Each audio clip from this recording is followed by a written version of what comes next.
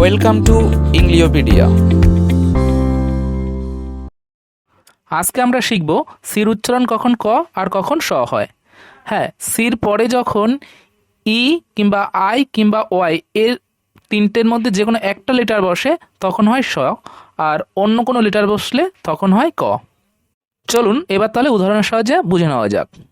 CENTER, দেখুন এখানে সির পরে ই রয়েছে, তাই উচ্চারণটা হলো সেন্টার। একইভাবে দেখুন,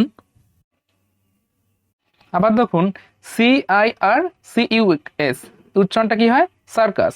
দেখুন এখানে সির পরে যেহেতু আই রয়েছে, সেই ক্ষেত্রে প্রথম সির উচ্চারণটা কিন্তু শ এর মতো হলো। ঠিক পরে দেখুন CUS, এটা কিন্তু সির পরে ইউ রয়েছে, মানে ই বা আই অথবা ও এর মধ্যে কেউ নেই, তাই এখানে সির উচ্চারণটা কিন্তু ক এর মতো হয়ে সার্কাস হলো। এবার দেখুন CYBER, ও সির পরে ওয়াই, তাই উচ্চারণটা হলো